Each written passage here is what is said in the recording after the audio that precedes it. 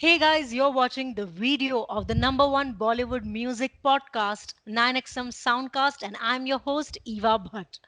As you all know, that this is a four-part special series featuring some incredible lyricists of our country, and we are talking to them, especially about their latest anthem called "Credits De Do Yaar," which is trending on YouTube. You guys are already enjoying it on our channel 9XM, and with me today I got the director and the lyricist of the show, Varun Grover. Now, before we start chatting, I can say something about him. Varun is a fine writer, lyricist. We all know that, popular for his satirical humor in his stand-up comedy acts.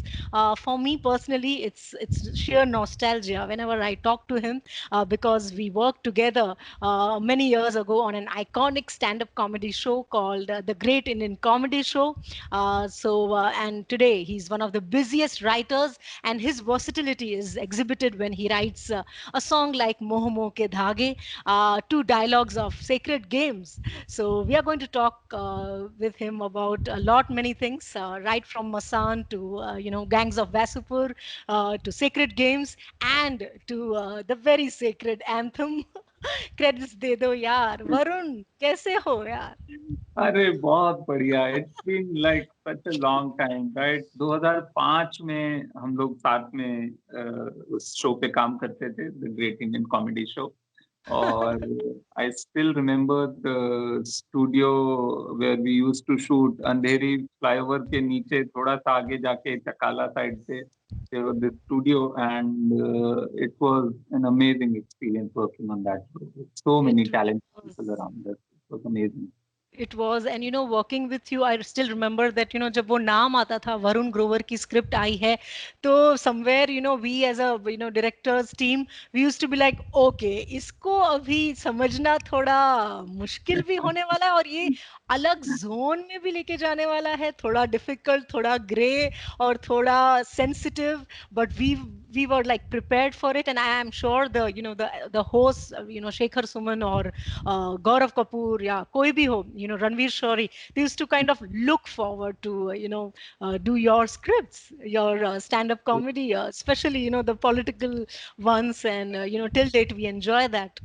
या it was a great experience. और इतने अच्छे सब लोग थे उस set पे, including you and Shashank and all the actors, right from Ranveer to Vinay to Gaurav to Suresh, Suresh. सब इतना गजब का सेट था वो। It was such a great learning experience for me.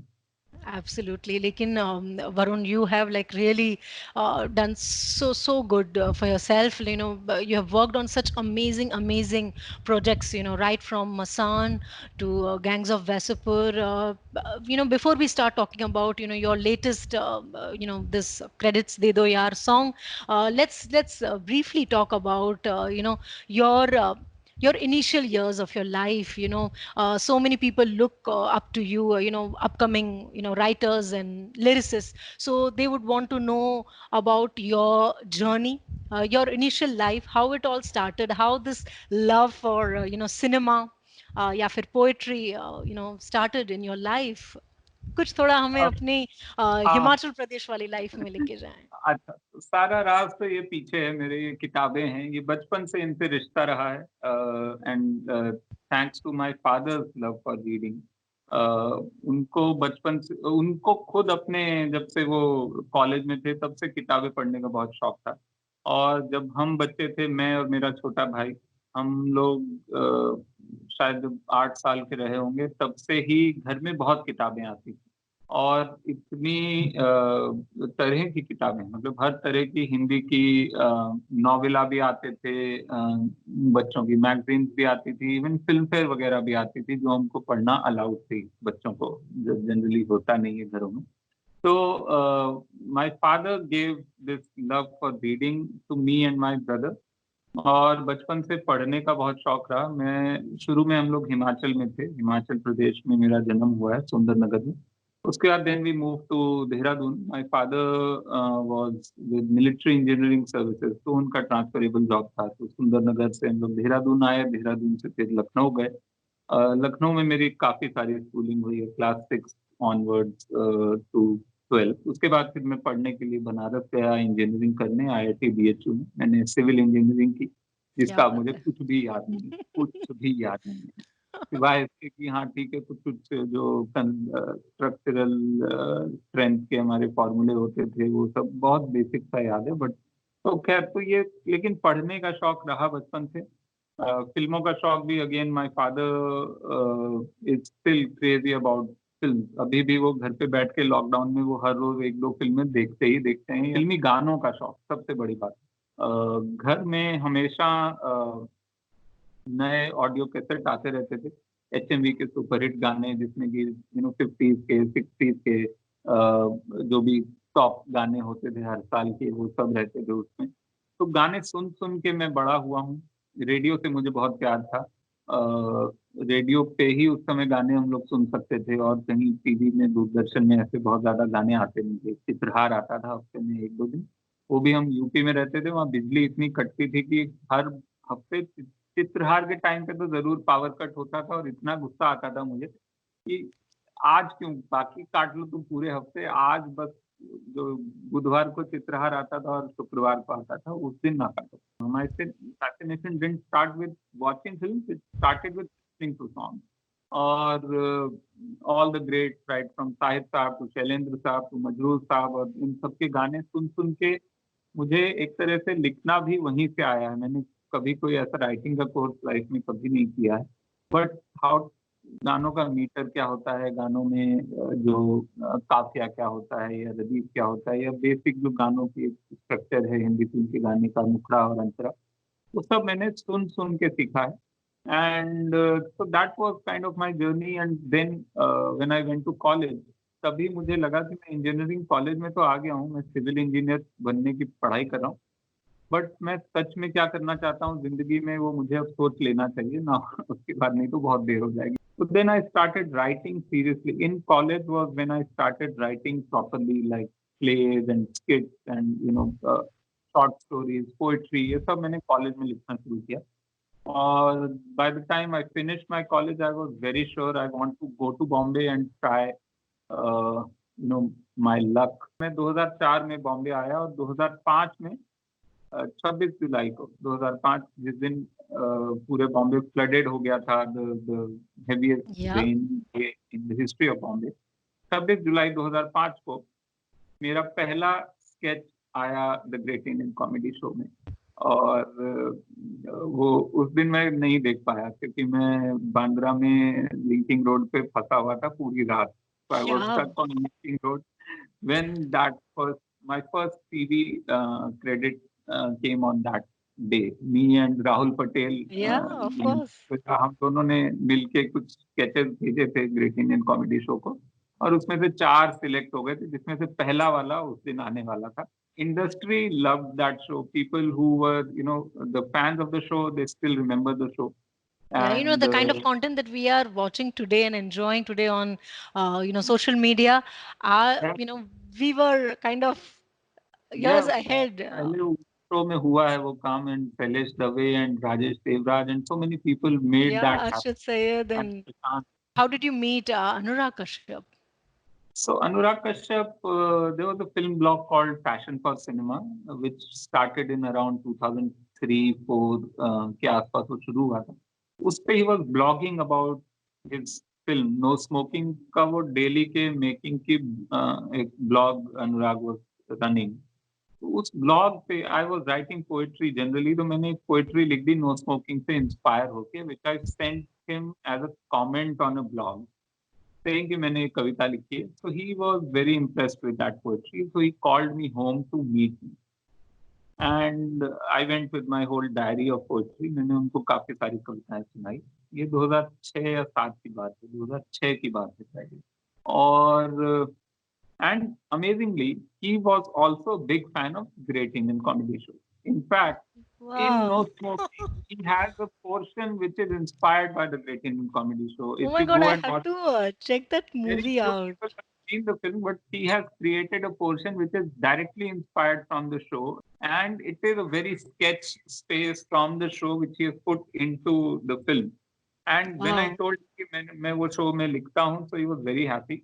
So and he was happy to meet me. And then he knew कि अच्छा मैं poetry लिख लेता हूँ, मैंने काफी सारा सुनाया, and we kept in touch after that. And then when he was making That Girl in Yellow Boots That girl in in, yellow boots. in 2008 में he called me and he said कि इसके लिए गाना लिखो. And I wrote one song, and then he was making Gangs of Wasseypur after that, right after that. And I asked him कि उसमें भी गाने हैं क्या? He said हैं, लेकिन थोड़े folk space में हैं, थोड़ा भोजपुरी space में हैं, तुम लिख लोगे क्या? I said मैं बनारस में रहा हूँ, मेरे बहुत सारे दोस्त हैं बिहार के, and my wife, I was married around then, and my wife is from Jharkhand, राजकुमारी, और मैंने कहा कि मैं लिख लूंगा, अगर एक ट्राई करते हैं. And then he put me in touch with Sneha Khanwalkar, who was doing the music for Gangs of Wasseypur. Uh, and we started in 2010 working on that album, and the album and the film came out in 2012. So 2 साल हमने उस album पे बहुत सारा काम किया है. The whole album had roughly 25 songs. I did 12 of them, and Piyush Mishra ji did 3 more songs, and then others were folk songs. So Yeah, and वो it सब became a cult in its own, like, not just the movie, but its soundtrack and the entire song. Yeah. और फिर मसान की story बताएं. तो Such उसके a बाद it was kind of one thing led to another. So Great Indian Comedy Show helped me reach Anurag in a way, and then from Anurag I met Neeraj Khewan, the director of Masan. of तो course. Neeraj was assisting on gangs of Wasseypur. उसके set पे हम लोग मिले, वहां फिर दोस्ती हुई, बातें शुरू हुई, और हम लोग बनारस में भी एक ही टाइम पे थे जब शूट चल रही थी, और उसी टाइम पे Neeraj became very fascinated with Banaras, and he wanted to do something, some film set in Banaras.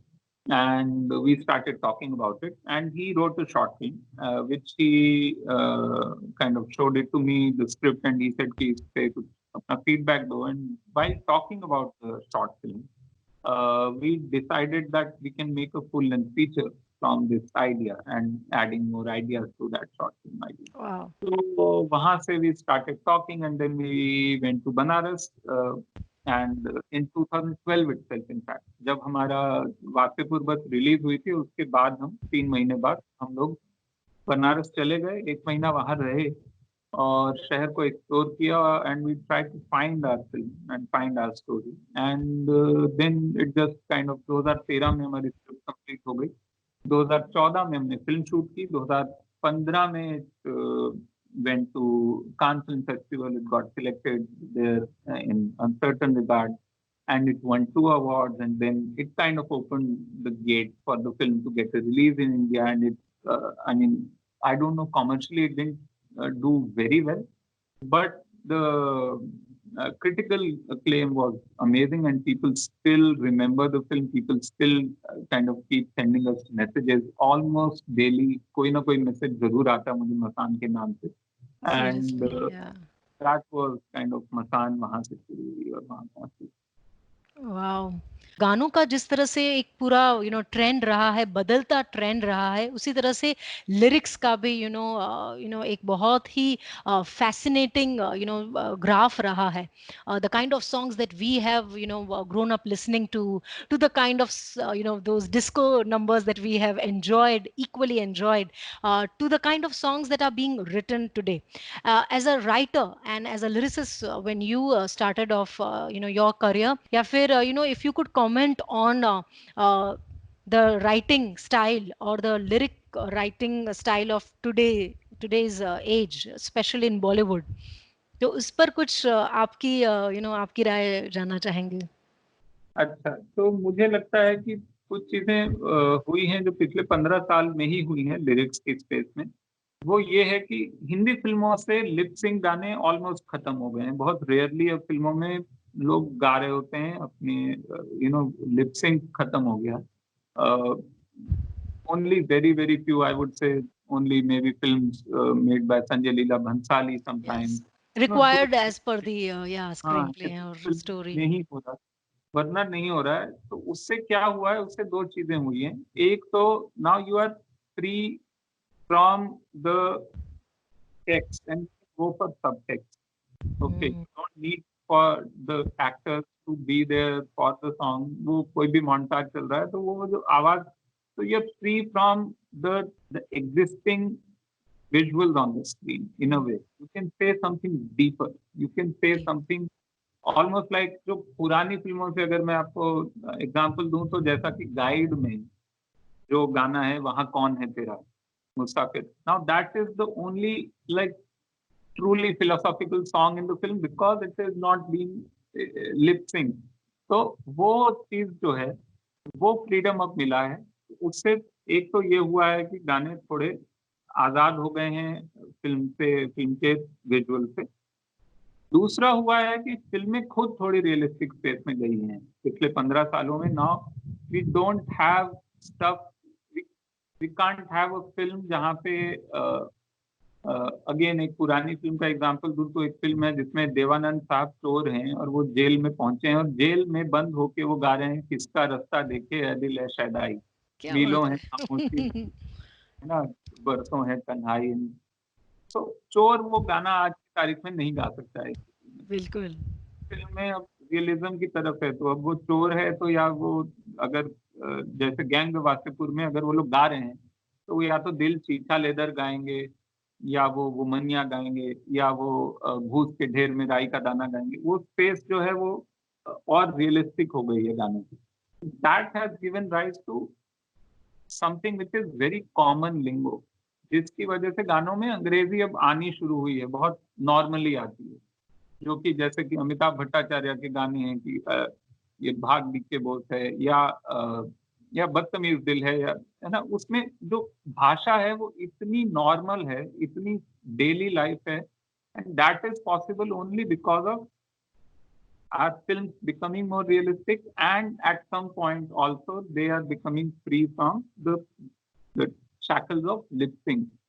तो वो मुझे बहुत इंटरेस्टिंग फेज लगता है जिसमें कि मैं जो भाषा बोलता हूँ मैं उसी में गाना लिख सकता हूँ। जो एक दौर था हिंदी फिल्म का, और वो बहुत खूबसूरत दौर था जिसमें कि बहुत अच्छी उर्दू में या बिल्कुल। बहुत भाषा में गाने होते थे, लेकिन उसमें उस समय वो फिल्में भी वैसी होती थी। आज की फिल्म में अगर फिल्म है जिसमें अनुराग कश्यप की कोई फिल्म है मान लीजिए जिसमें सब, है ना, बहुत ही रियलिस्टिक सा एक very very high literary language, Hindi और उर्दू या कोई भी लिटरेरी लैंग्वेज आपको नहीं चाहिए, आपको कॉमन भाषा चाहिए।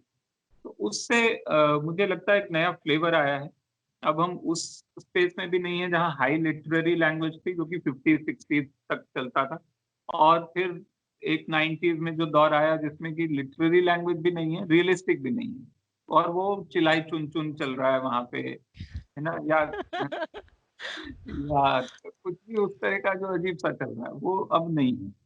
तो अब अच्छा स्पेस, एक नया स्पेस आया है, and I think this is the phase we are in. It's quite fresh and it's something that, we all can relate with so या easily. Yeah, and so tell me, Varun, who have been your inspirations, when it comes to music and, lyrics writing, who have been your personal inspirations? अच्छा, बहुत सारे हैं। एक तो अभी जी, जितने भी लोग लिख रहे हैं वो सब के सब, मुझे सबका कम से कम मतलब ऐसा होगा कि 5 10 गाने तो होंगे ही हर एक इंसान के, हर लिरिक्स राइटर के इस समय, जो कि मुझे बहुत जेलस भी करते हैं, बहुत इंस्पायर भी करते हैं, बहुत मन भी करता है कि अरे मुझे मिल गया होता है गाना, मतलब काश क्यों नहीं मिला, ऐसा गाना क्यों नहीं मिलता मुझे। और ना, जैसा मतलब रॉक स्टार का एल्बम अगर आप ले लें तो इरशाद absolutely. फारूकी ने जो काम किया है उसमें, Oh, की थिंकिंग कि क्या मुझे वो मिलता तो मैं कर पाता, एंड आई नो मैं नहीं कर पाता, वो मुझे पक्का मालूम है। क्या बात लेकिन है। यू ऑल्सो फील जेलस कि काश ऐसा एक एल्बम मिल जाए जिसमें 10 गाने हो और ये रेंज हो, मतलब और इस तरह का, और ए आर रहमान साहब का म्यूजिक हो, और ऐसा इतना कुछ कहने को हो। तो उस तरह से अभी की बात करूं तो स्वानंद किरकिरे हैं, गजब का काम, अमिताभ भट्टाचार्य, कौसर मुनि, बिल्कुल। सब राजशेखर Of के गाने course. मुझे बहुत पसंद हैं। अभी इनफैक्ट रात अकेली है में राजशेखर का एक गाना है और एक गाना स्वानंद किरकिरे का है, और दोनों ही गाने बहुत गजब के हैं। वाओ! और ये कंटेम्प्रेरी में शैली साहब बहुत ज़्यादा पसंद यस, हैं ऑफ शैली, कोर्स, उड़ता पंजाब, और मनमर्जियाँ और लव मनमर्ज़ियाँ। सॉन्ग और देव डी के भी कुछ गाने हैं उनके, और इनफैक्ट उनका एक एल्बम था जुगनी नाम से, तो यस, यस, उसके यस। उसके ना एकदम वो बहुत कम सुने हुए गाने हैं उसमें। डुगडुगी एक गाना है वो, मतलब बहुत ही अंडररेटेड लगते हैं मुझे शैली साहब, कि उतना उनको वो थोड़ा सा शायद टाइप कास्ट लोगों ने कर दिया कि पंजाबी लिखते हैं, लेकिन गजब का उनका, उनकी पोएट्री की दुनिया, उनकी इमेजिनेशन की दुनिया और शब्दों की दुनिया बहुत बहुत सुंदर है। तो बहुत सारे हैं कंटेम्प्रेरीज में। मैं जा रहा हूँ थोड़ा सा पहले, मैं शैलेंद्र साहब, ऑल टाइम फेवरेट शैलेंद्र साहब। एब्सोल्युटली। सिंप्लिसिटी, उनके जितनी डेप्थ, उनके जितनी म्यूजिकलिटी, क्या मतलब मीटर पे जो बिठाते थे गाना, वो जो मतलब एकदम ऐसा लगता था कि आपको लगेगा कभी बता नहीं पाएंगे आपकी धुन पहले बनी है कि शब्द पहले लिखे गए हैं। इतना गजब का जोड़ होता था, मेल होता था उनके। और उनके थीम, इतने प्यार भरे थीम्स, उनके हर गाने में एक बहुत ही नरमी होती थी। तो शैलेंद्र साहब, साहिर साहब, ऑफ कोर्स वो हम सबके, जिसके अंदर भी जरा सा भी गुस्सा है उसको साहिर साहब के गाने जरूर पसंद आएंगे, मेरे अंदर तो काफी सारा है। गुलजार साहब, ऑफ कोर्स उनको मैं कंटेम्प्रेरी भी बोल सकता हूँ, अभी तक एब्सोल्युटली, हम एब्सोल्युटली। ज्यादा, हम सबसे ज्यादा, हम सबसे गहरा, हम सबसे ज्यादा एनर्जेटिक काम करते हैं। यूथफुल।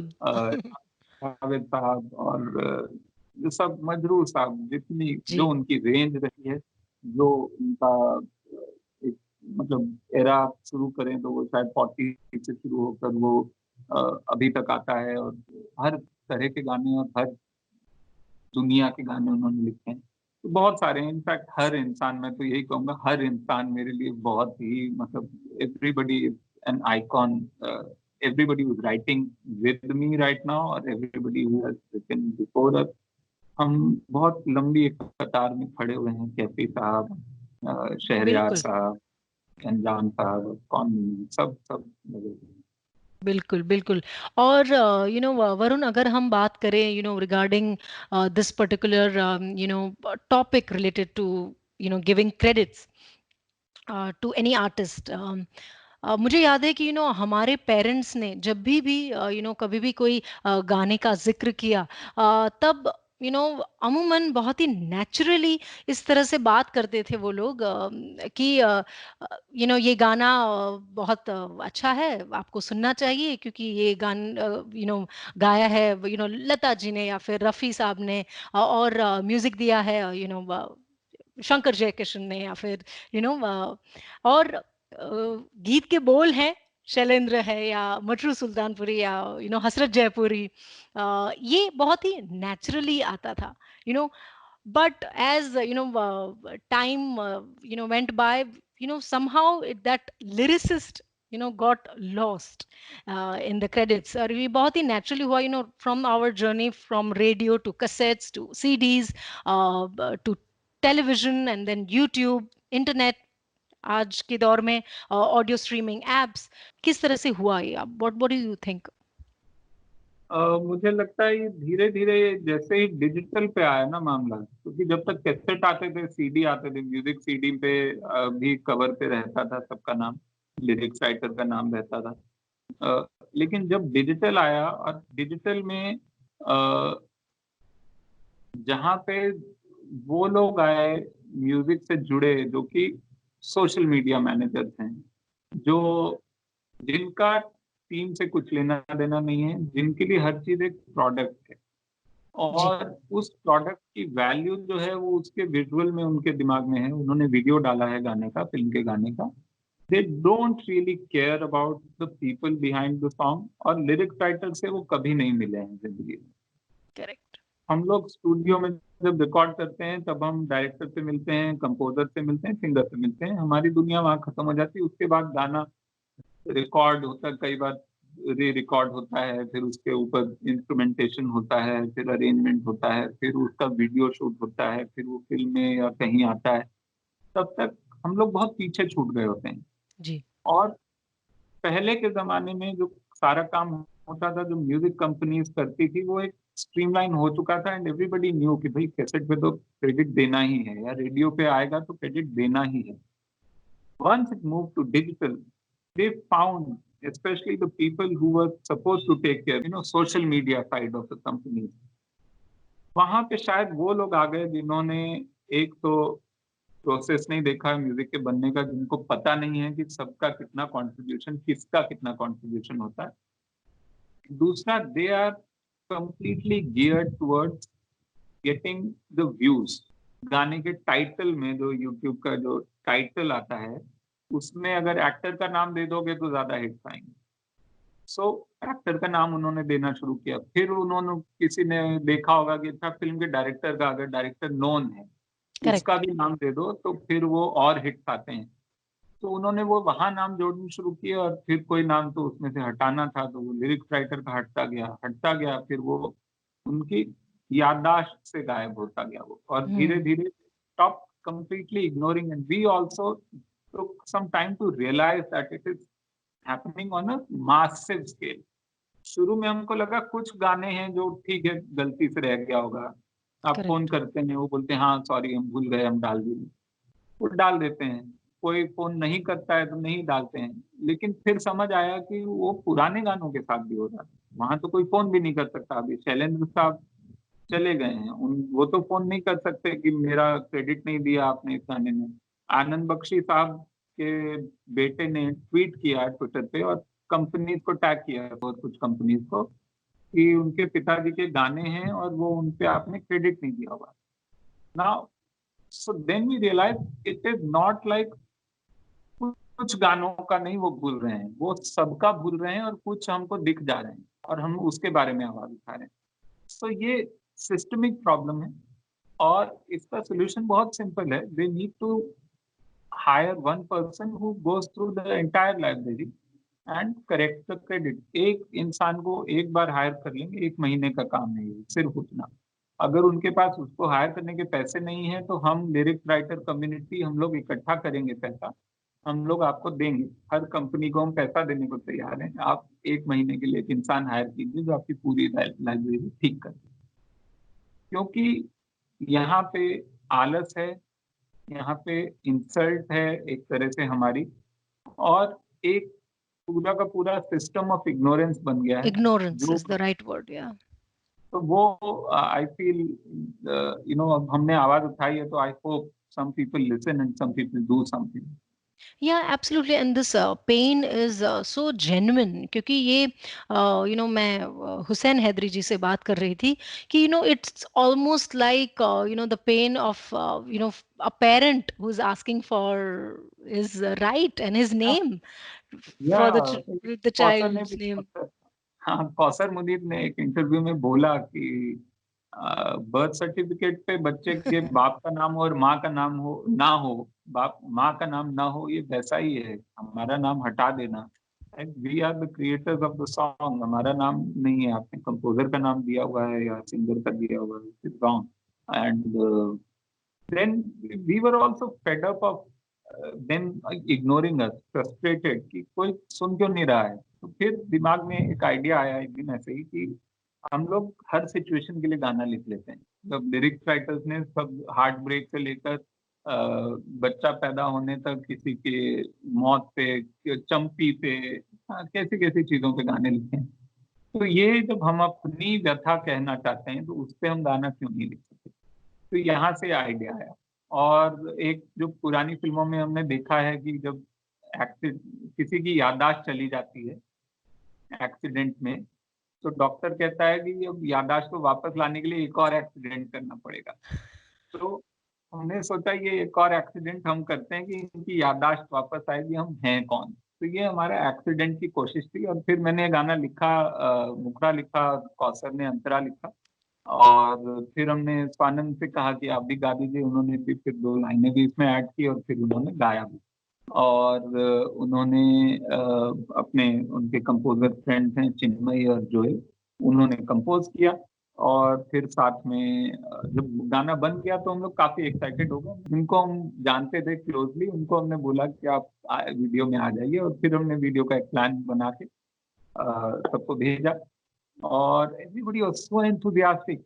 शुरू में मुझे डर लग रहा था कि पता नहीं अभी जैसे नीलेश मिश्रा जी को हम भेज रहे हैं, पता नहीं क्या बोलेंगे, या मनोज मुंतशिर, थोड़े जी। मतलब अपने अपने वर्ल्ड में रहते हैं और सबको मतलब समझ आएगा नहीं आएगा हम क्या करना चाह रहे हैं ऐसे। लेकिन luckily everybody was so enthusiastic, everybody sent the clips as per the directions given कि भाई ये फ्रेम होना चाहिए, इधर वाइट वॉल होनी चाहिए, लिरिक्स आएंगे, सब सबको बताया गया था। Abhishek Bhutwani my editor, and we did the song and it was so much fun. बहुत मजा आया करके, और रिस्पॉन्स भी बड़ा अच्छा आया सबका दुनिया का। Yes, absolutely. And I remember that director कीड़ा in you, Varun. जब आप सेट्स पर होते थे, तो you were very very obviously possessive about your scripts, and you were actively involved in the in the shoots. So I know that director कीड़ा in you. So wonderful. We are just enjoying the the song as well as the video. It's so much fun. जो message दिया है, एक serious message, लेकिन in the sweetest form. And which are the lines that you have written, and we would like to know, and if you could kind of hum or say those lines. अच्छा हाँ, तो actually मुखड़ा मैंने लिखा है और अंतरा कौसर ने लिखा है, और मुखड़े में फिर जो हुक लाइन जो आती है उसकी ब्रिज जो है वो स्वानंद भाई ने लिखा है। तो तिनका पंख उठा के, दिल का पूरा चंक उठा के, हमने दांव लगाया था, एक नन्हा गीत बनाया था, जिसे दुनिया सारी कूल कहे, क्या हमने गीत फिजूल कहे, पर अबे यार हमको ही तुम भूल गए, शब्द ही गीतों का है सार, बंद करो ये अत्याचार, इतने भी ना रूड बनो जी, हमें क्रेडिट दे दो यार, अच्छे वाले डूड बनो जी, हमें क्रेडिट दे दो यार। लवली। आई थिंक ये सुनने के बाद सबको मन करेगा कि रियली क्रेडिट्स दे देने का।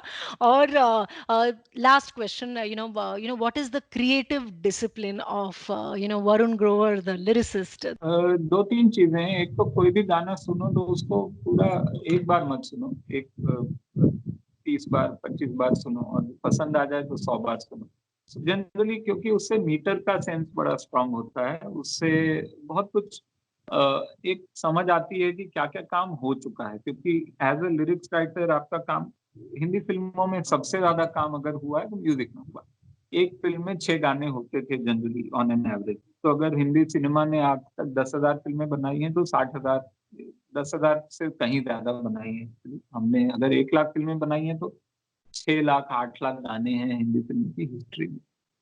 सो क्लीशे से बचना है as a writer. You don't want to do something which has already been done, which has already been written. तो वो कैसे होगा? वो तब होगा जब आप गाने सुनेंगे, जब आपको पता होगा कि क्या हो चुका है। सो वो मेरा एक क्रिएटिव डिसिप्लिन यही है कि मैं गाने बहुत सुनता हूँ, पुराने भी नए भी, और खास करके नए की आज क्या हो रहा था। मुझे कंटेम्प्रेरी गाने, भले ही वो फिल्म ना देखूं, मैं गाने जरूर सुन लेता हूँ। और दूसरा है कि आप पढ़ें बहुत, सिर्फ कविताएं नहीं, read everything, read Hindi, you read fiction, non fiction. भाषा की समझ बहुत जरूरी है। भाषा के लिए आपको किस तरह के शब्द किस प्रांत में बोले जाते हैं हिंदुस्तान के, कहाँ की क्या डायलेक्ट है। अब कोई फिल्म आएगी जो छत्तीसगढ़ में सेट होगी, वहाँ के गाने लिखने होंगे, तो आपको वहाँ के शब्द मालूम होने चाहिए। या कोई फिल्म जो झारखंड में है, या कोई फिल्म यूपी में है, या जो भी नॉर्थ का अपना स्पेस है जहाँ पे हिंदी फिल्में सेट होती हैं mostly. So that is another thing I work on. So reading is one thing, listening is second, and then of course writing, and keep writing, क्योंकि गाना एक बार में आप नहीं पहुंच पाते हैं, आपको 4-5 रीराइट लगते हैं। और जब पहली बार आप लिख के ले जाते हैं बहुत एक्साइटेड होते हैं, और रिजेक्ट हो जाता है जनरली पहला जो अटेम्प्ट होता है, और बहुत बहुत दिल टूटता है कि मैंने तो बहुत अच्छा लिखा था। But most of the times it has happened that when I go back and rewrite and do 2 or 3 rewrites, it always improves। तब लगता है कि हाँ ठीक है, अच्छा हुआ जो पहला वर्जन था वो रिजेक्ट हो गया। क्योंकि जैसे मोह मोह के धागे का पहला वर्जन अगर ओके हो जाता तो वो गाना वो नहीं बनता, वो पहला वर्जन जो था वो बहुत ही हल्का था उसके सामने। कोशिश होती रही जब तक Sharad Kataria the director kept pushing me and kept telling me और कुछ करो और कुछ करो, और करते करते वहां पहुंचे। So I think it's always rewriting, writing, reading, and listening. That's basically the core of it. Wow, thank you for sharing this. Any latest projects that you would like to kind of talk about? Just what are Uh, the? एक film है पृथ्वीराज, एक film है चंद्र प्रकाश त्रिवेदी जी की जो आने वाली, उसमें मैंने गाने लिखे हैं। क्या शंकर बात है? एहसान लॉय का म्यूजिक है, मेरा पहला एल्बम है उनके साथ, so I am very excited, Amazing, amazing. Love the work. तो बहुत मजा आया मुझे काम करने में, तो Okay. देखते हैं। Yeah, yeah, we'll be looking forward to that. Thank you so much, Varun Grover. It's always a pleasure talking to you. With you Eva, बहुत मजा आया, इससे अच्छा क्या हो सकता है। हम पुराने दोस्त हैं तो बहुत आराम से बात हुई है, तो कुछ सोचना नहीं पड़ा, कुछ बोलने में मजा आ गया। 9XM is like the best music channel in India for me, uh, mainly because of the sense of humor they have, the library they have, and they are one of the few channels who started giving credit to lyrics writers when they played the songs. So it is really amazing, and it is really, I mean, मैं अभी भी वो जब भी घर जाता हूँ, अभी यहाँ टीवी नहीं है, मेरे पेरेंट्स के घर जाता हूँ तो वहाँ टीवी पे दिन भर 9XM ही चलता रहता है, मैं और कोई चैनल नहीं देखता हूँ। I love 9XM। Thank you. Thank you so much, Varun.